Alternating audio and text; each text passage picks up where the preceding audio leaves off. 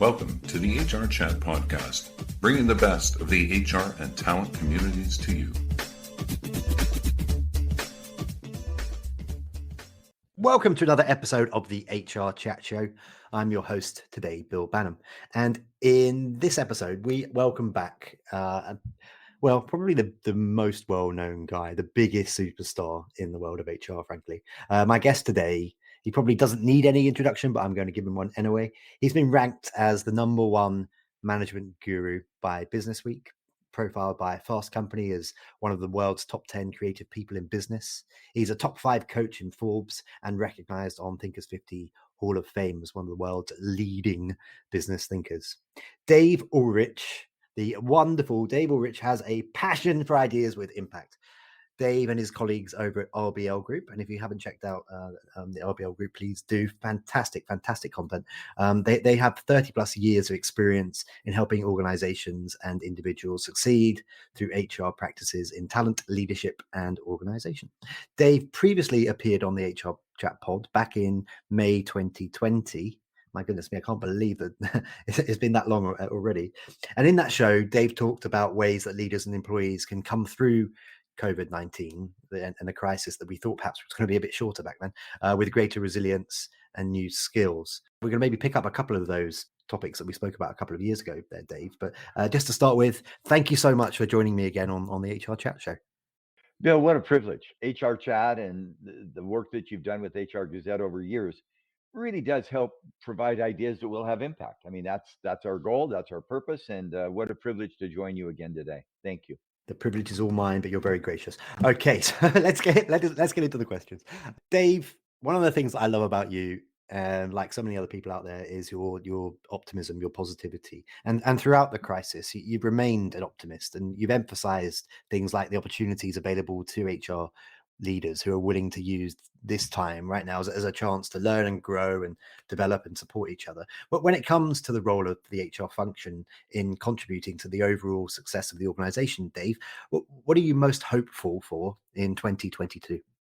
You know, there's a great line in French, plus ça change, plus c'est la même chose. And I've just proven I don't speak French.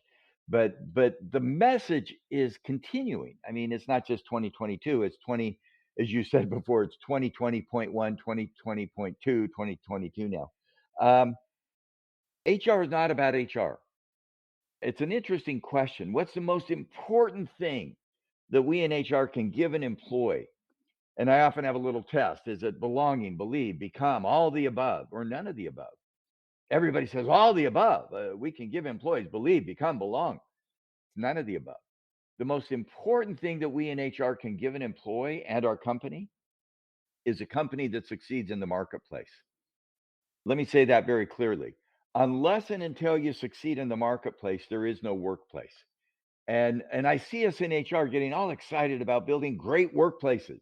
Let's change our culture. Let's change leadership. Let's be a hybrid employer. I love to put behind that so that we succeed in the marketplace. Because without that success in the marketplace, the workplace isn't going to happen.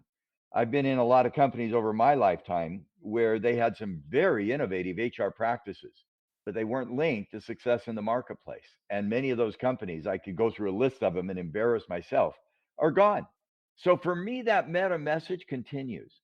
It's not what we know and do in HR. It's how what we know and do in HR will create value for our customers outside the company, for our investors, for our communities, so that we are successful in this changing marketplace that we live in. We'll be right back to this conversation after this very brief message from today's sponsoring partner. Healthy habits begin in the workplace, and LifeOmic Precision Wellness is the corporate wellness program built for teams looking for a fun and scientifically proven way to build out daily strategies around improving physical and mental health and preventing chronic disease. Complete healthy habits, earn life points, top the leaderboard, and share your progress with co-workers, friends and family along the way in an easy-to-use mobile app. Start your free trial of Precision Wellness today at precisionwellness.io. Okay, conversely though, I'll be that guy because you're the optimist. So, conversely, Dave, what are the biggest challenges facing HR leaders now and maybe through the rest of 2022 into 2023? And as part of that, maybe you can share some of the roadblocks facing HR and leaders to getting to that success in the marketplace that you're just speaking about. It's a great question, Bill. And I think the biggest challenge, or one of the biggest challenges, I think, is our mindset. Again, when I go to HR people, I say, "What are you focused on today?" I'm focused on hybrid work. I'm focused on changing my culture. I'm focused on healthcare. I'm focused on mental health. I think the mindset of most of us in HR, myself included, to be fair, is about the things in front of us, and they're real. I mean, hybrid is real, mental health is real, physical COVID safety is real. I love to put behind that mindset the two words "so that," and I said it before, and I'll say it again, so that we succeed with customers. Or I love to ask the HR person, "Who's your customer?" "Oh, I'm very committed to my employees." That's terrific. So that our customer in the marketplace is successful. And I think the first challenge, I think, is that mindset that we come to a business discussion not to do HR work, but to help our company succeed. The second blockage I see is we get locked into tactics and tools, often around people. Again, if I was doing this visually and you could do it visually in your own mind, hold up your fingers of your right hand and say, "Wow, those five fingers represent the people. I'm committed to my employees, their experience, their competence, their commitment." Hold up your left hand, that's a fist. That's the organization. I want HR people to come to a business discussion to help a company succeed in the marketplace through the fingers, the talent, the fist, the organization, put them together. That's leadership. And in my view, when we in HR engage in a dialogue, it's not just about the people, the fingers, the organization, the fist, or the leadership, the combination. It's about connecting what I've been calling human capability. Human is the people, capability is the organization. They come together at leadership. So, challenge number one, I'm going to lay out three, is our mindset.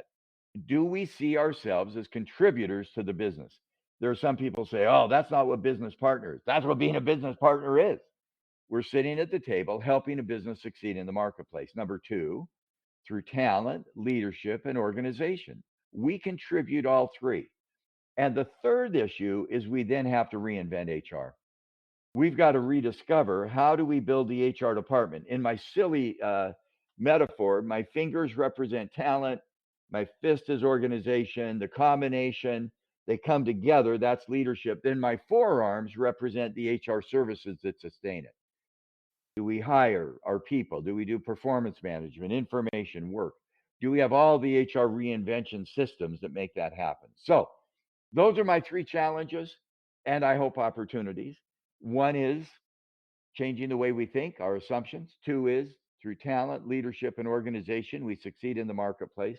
And three, by reinventing HR. Okay, sounds easy when you say it like that, Dave. Jeez.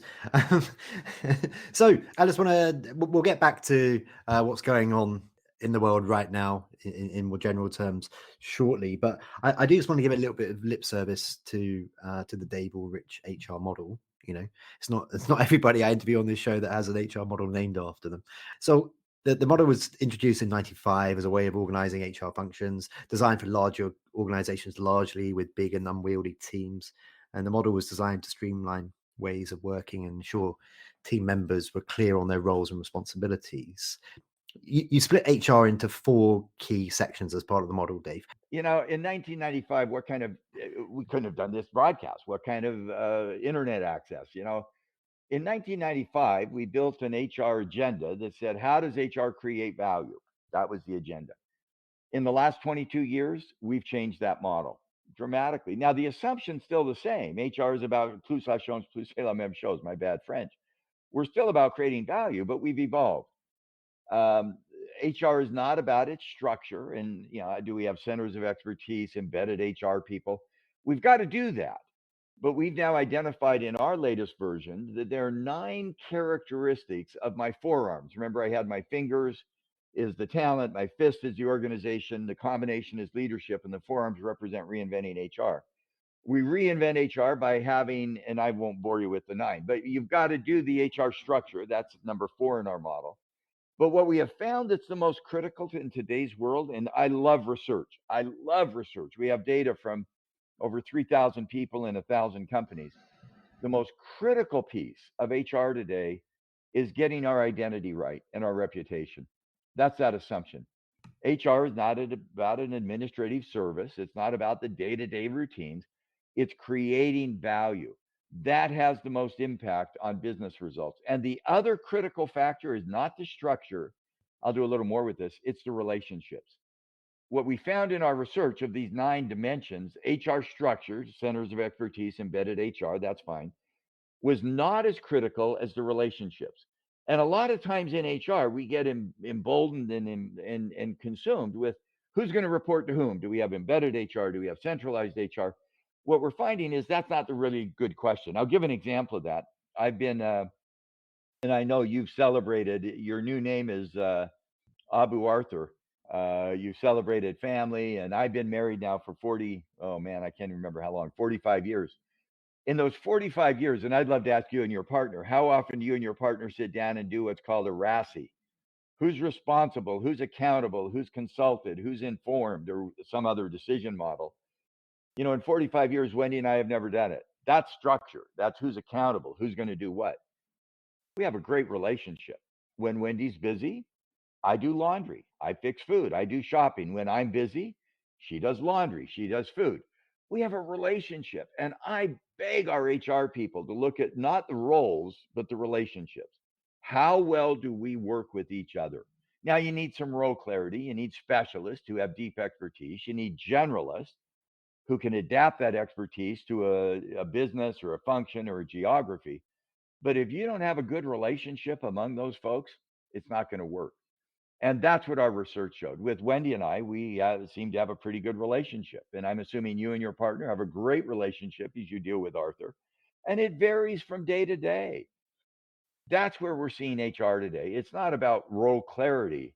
It's about relationship value and connection. And that's what our research lately has seemed to show. Sorry to take you off on that. I mean, Simon and Garfunkel, if they were ever singing again, I'd say to them, "Oh, would you please sing Bridge Over Troubled Water?" By the way, I've just dated myself badly. And they would both look at me and go, "We sang that song 25 years ago.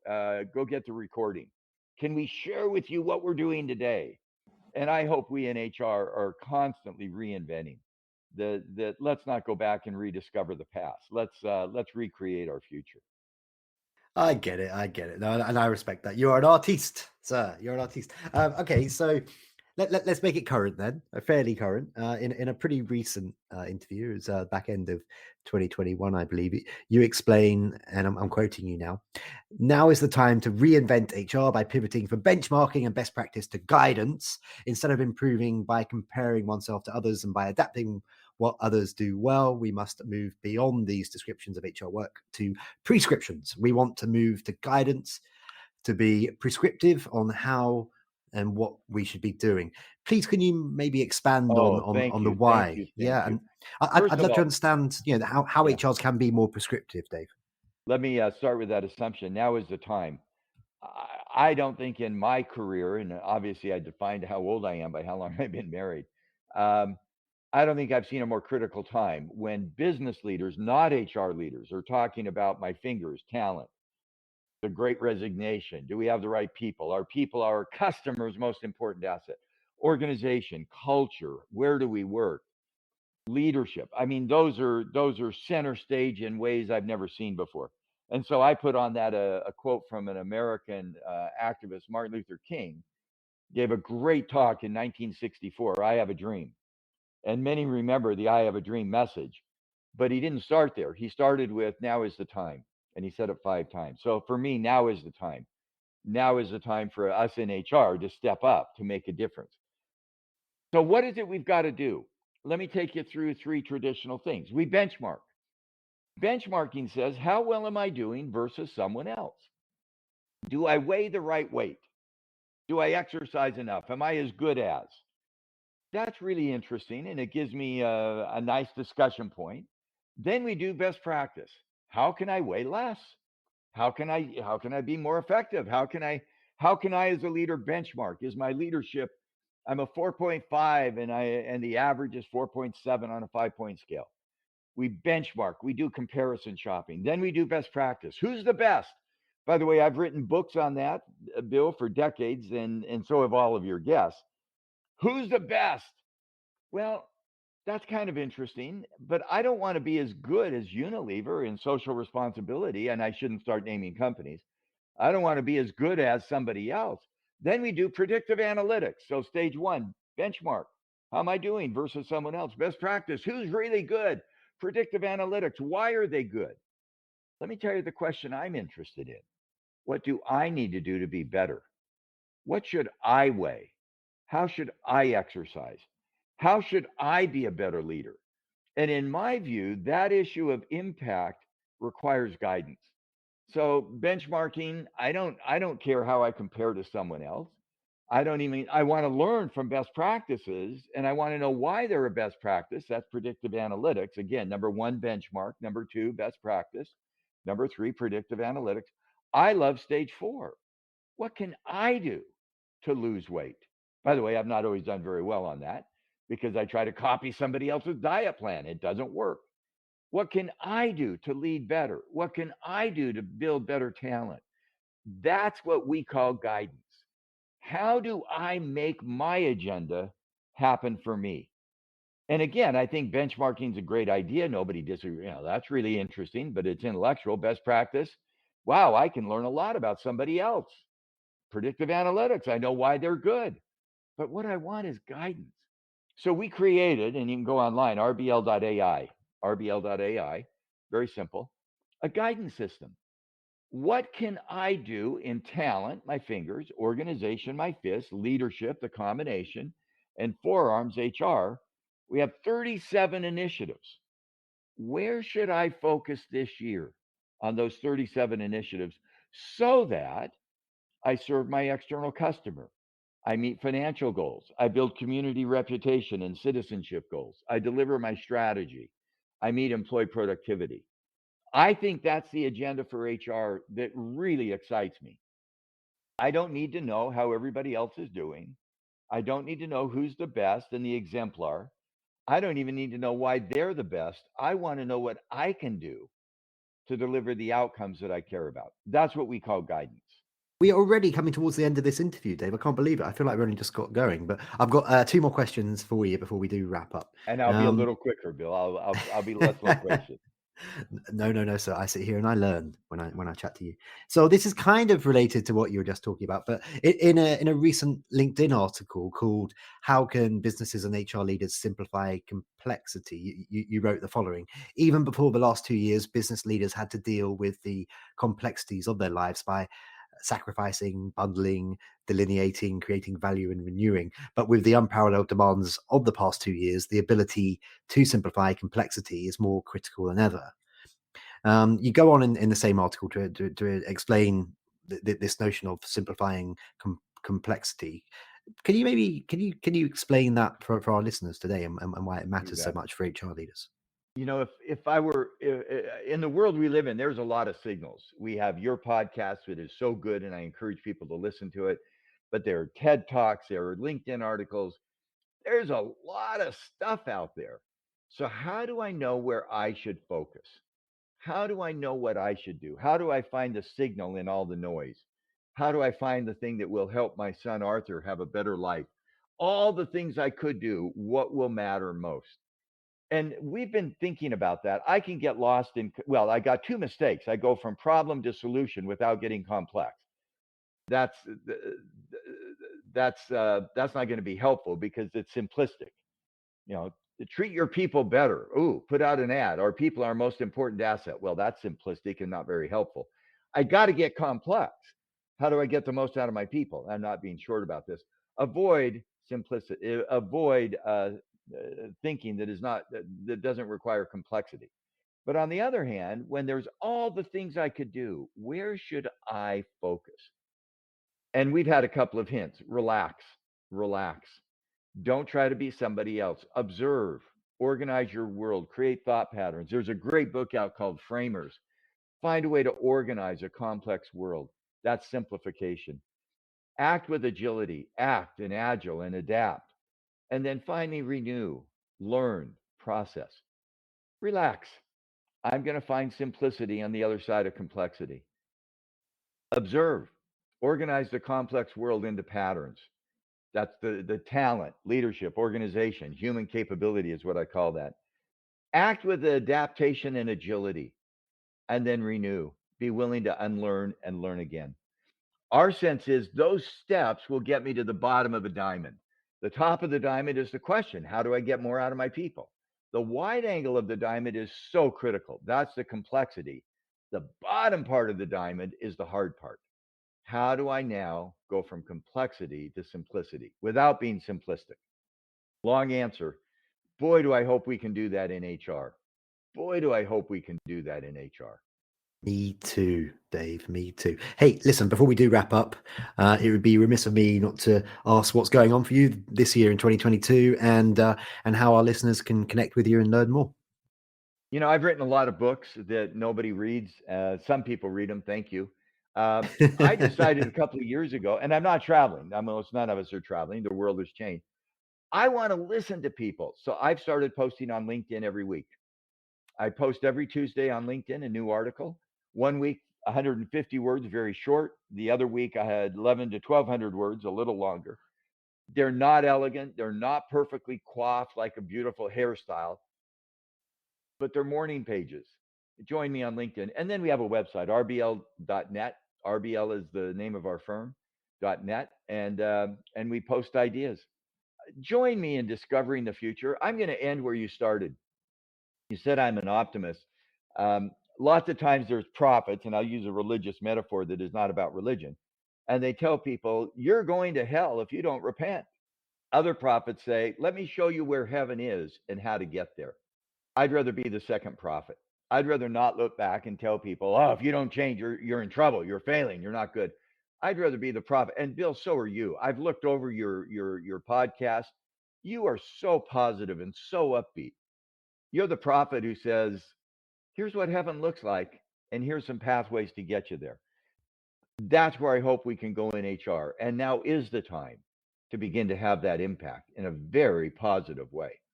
So, Bill, thank you for your incredible contributions to that journey that's ahead. We look back to learn, we envision the future to create, and you're doing that through your podcast. Thank you. Thank you, Dave. I am one of those people who read your books, by the way, and read your articles, and you are a bit of a hero of mine, an HR hero, if you will. And I just love your attitude. I love your optimism, which is all reinforced by the fact that you are a really clever guy who knows your stuff. That just leads me to say for today, Dave. Obviously, I'm going to hound you to do another one of these interviews soon because I love having you on the show. But for now, thank you so much for being my guest. Bill, thank you. What a privilege. Thank you, thank you, thank you. And listeners, as always, until next time, happy working. Thank you for listening to the HR Chat podcast, brought to you by the HR Gazette.